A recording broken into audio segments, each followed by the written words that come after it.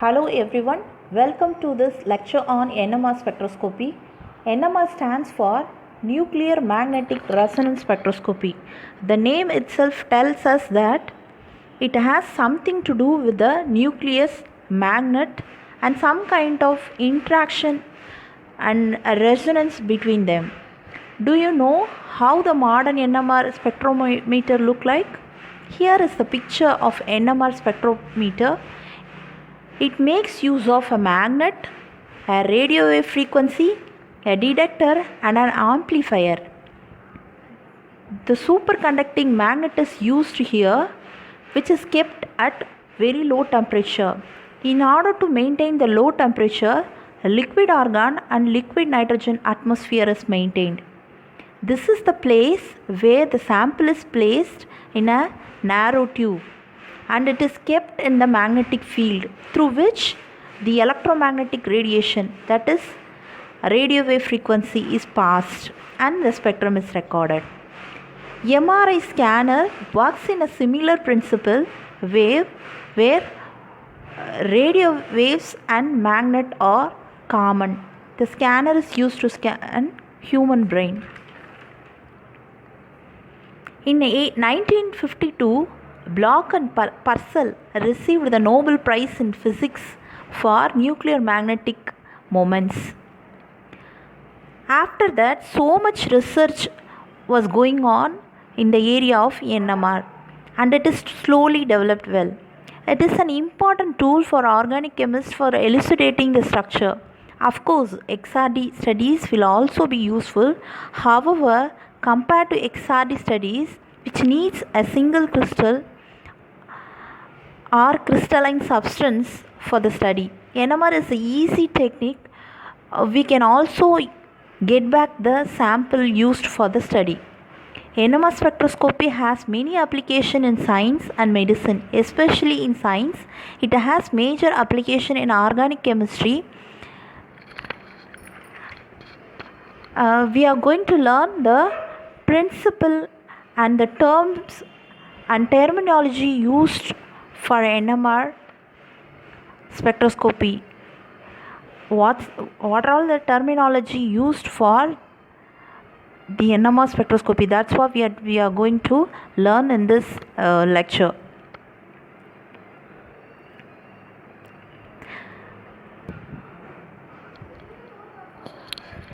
NMR is unique compared to other spectral techniques. The main uniqueness is the sample can be obtained back without any degradation. Each atom can be probed selectively. The system can be studied at varying conditions of pH, temperature, solvent, pressure, etc. It can be used for accurate quantification of different components in a mixture. All the three states of matter, that is solids, liquids and gases, are possible to NMR spectroscopy. In addition to the structural elucidation, we can also probe dynamics at an atomic resolution for a wide range of time scales.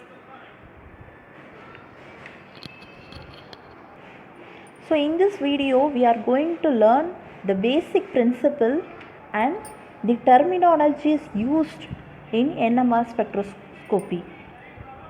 Nucleus spin plays very important role. Therefore, a nucleus should have non-zero nucleus spin. Most common NMR technique is proton NMR spectroscopy, where hydrogen has the spin of I equal to half. Why spin is very important here? Actually, all nuclei carry a charge, so they possess spin angular momentum. The moment of spin angular momentum is quantized. Only those nuclei which have a finite value of spin quantum number, that is I, will precess along the axis of rotation. It is something to do with the spin quantum number I. That is, any nuclei with even mass number and even atomic number will have I equal to 0. Example, carbon 612 oxygen 16, etc. These compounds are NMR inactive. This table lists out the nature of spin quantum number I with atomic number and mass number. When atomic number and mass numbers are even, then I equal to 0. Then the NMR inactive.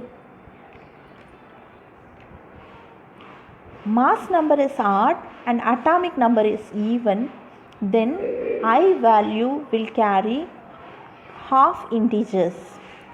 In that case, it will be NMR active. When the mass number is even and atomic number is odd, I equal to 1, 2, 3, etc.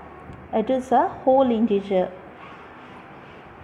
When mass number is odd and atomic number is also odd, then I value will be half integers. Then also it will be NMR active.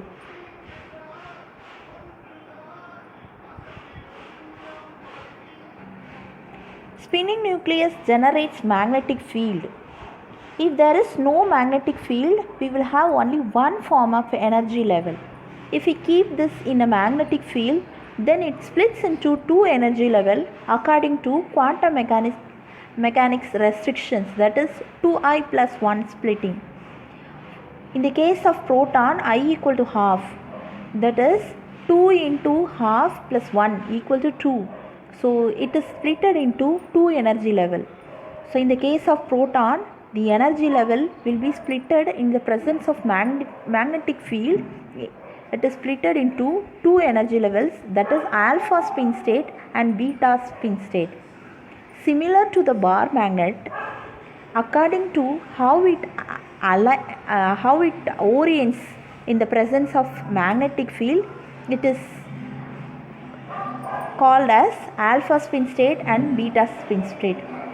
That is, it can align or oppose with the external magnetic field. So the energy gap can be expressed according to the equation given here, delta E equal to gamma H B naught divided by 2 pi, where gamma is the gyromagnetic ratio. It is constant for a particular nuclei. H is Planck constant and B naught is the applied magnetic field. Here energy gap increases with respect to the applied magnetic field.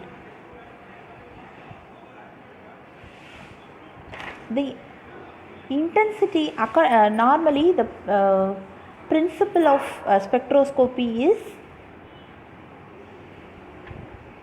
the intensity of the peak depends on the population difference. Here also it is the same. So if the delta E increases, then there will be difference in population, then we will get good NMR peak. That means good resolution is possible when the energy gap is more. We know that delta E equal to H nu. So when the energy gap is more, in order to carry out the resonance, we have to apply more radio frequency, that is the energy should be close to delta E. Then the spin flipping will take place from alpha to beta state, that is the transition will occur from alpha spin state to beta spin state. This is called as flipping of spin. Then it will be relaxed to the ground state. The relaxation is detected by the instrument. This is called as free induction decay. B naught increases, delta E also increases. If delta E increases, then in order to carry out the resonance, we have to apply more energy, that is the frequency. That you have to understand well. Okay, coming back to the equation of delta E. Delta E is directly proportional to B naught. So if we apply 1.41 Tesla of magnetic field, then delta E is going to be 60 megahertz. That means it needs 60 megahertz of frequency in order to resonate that particular nuclei. So if we apply 2.3 Tesla of magnetic strength, then the difference in the energy level will be 100 megahertz. So that means we need nearly 100 megahertz of frequency required to resonate that particular nuclei. Keep it in mind that the resonance will happen only when the energy gap matches with the frequency, then only we will get the spectra. Actually, nucleus rotates like a spinning top. Think about the spinning top. When it is about to fall, it wobbles. So nucleus is also rotates like spinning top. This rotation is called as alarmar precession. The rotation, if it presses, the frequency will be omega. For resonance to take place, this omega should match with the applied frequency mu.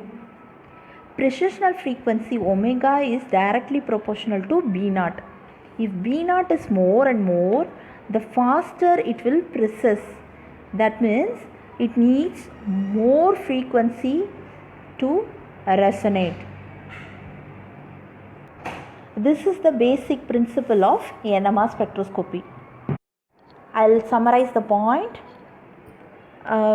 Nucleus is behaving like a spinning magnet. In the normal state, in the absence of magnetic field, the energy levels are degenerate. So when it is kept in the magnetic field, it is split into two energy levels. It presses like a spinning top with alarmar frequency omega. When it matches with the applied frequency, it gives the spectra. Coming to the concept of chemical shift.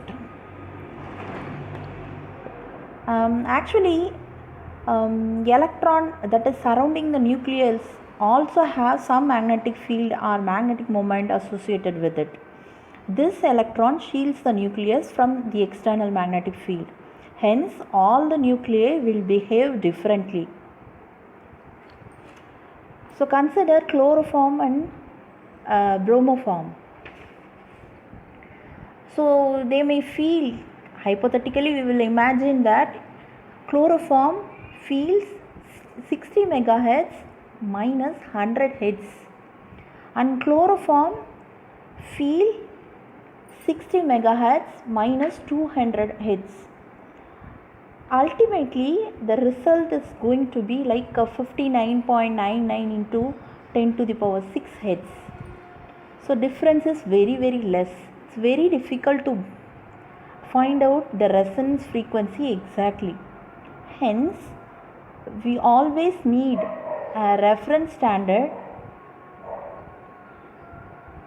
for recording NMR spectroscopy. Similarly, if we record chloroform and bromoform in 300 megahertz instrument, then the frequency that may feel may be different. 299.99 into 10 to the power 6 hertz. Therefore, there is necessary of bringing some standardization in the measurement. Hence, the concept of chemical shift is introduced. That is denoted by the symbol delta, that can be given by the equation shift in hertz divided by frequency of instrument in megahertz. Mostly TMS is used as a reference. that is a tetramethylsilane, which has 12 proton in it. Hence the intensity of the peak is also higher, and also it is a most shielded proton. We will discuss in few minutes what is shielding and de-shielding. It is mostly it's an inert compound and volatile substance, and it can be easily removed after analysis. Therefore TMS used as a reference. It's considered that TMS resonates at 60 MHz.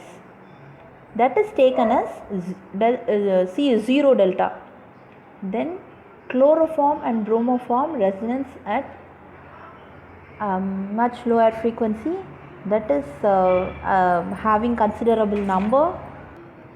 If chloroform is resonating in 400 Hz frequency, then the delta is going to be 400 divided by 60, that is equivalent to 6.67 delta. The same chloroform, if it is recorded in 300 MHz instrument, then it may feel 2000 Hz. The shift is going to be 2000 Hz. That means delta is going to be again 2000 divided by 300. That is going to be 6.67 delta. It is whatever the instrument is used, the delta value remains same.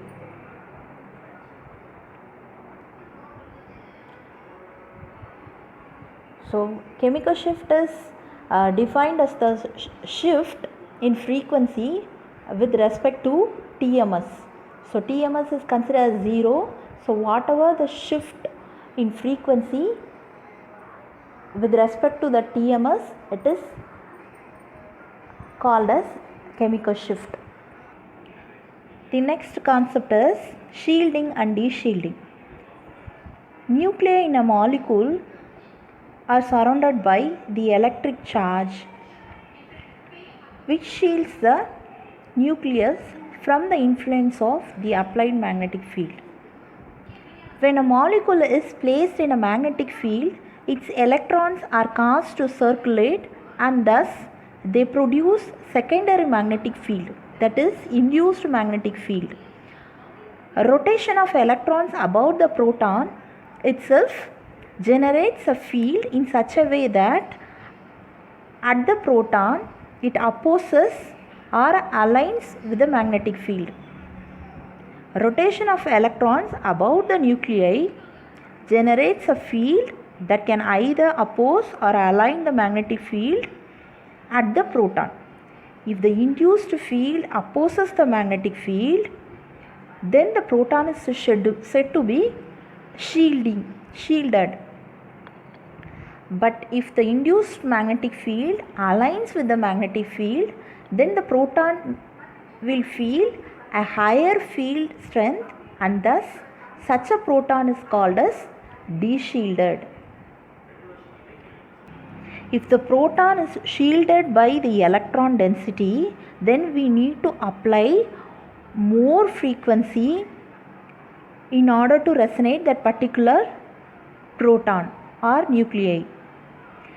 That means more frequency in the sense more field is required. That is designated by the term upfield.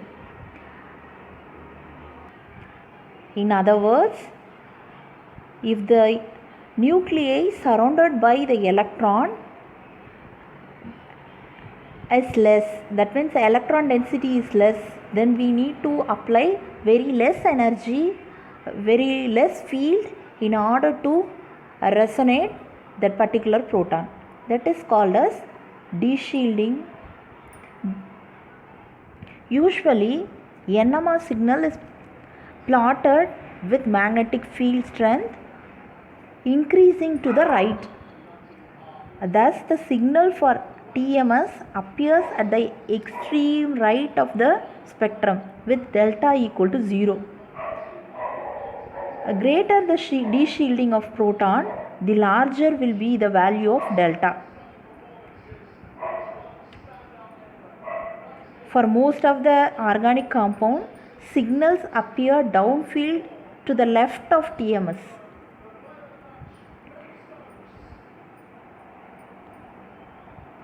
Hence, the highly shielded signals are obtained in upfield. Highly deshielded signals are appeared in the downfield of higher delta values. Highly shielded signals or upfield signals are appeared at low delta values. So I hope now you are clear with the terms chemical shift, shielding, deshielding, downfield and upfield terms. So we will see about the proton NMR spectroscopy in the next class. So thank you all for your kind attention and happy learning.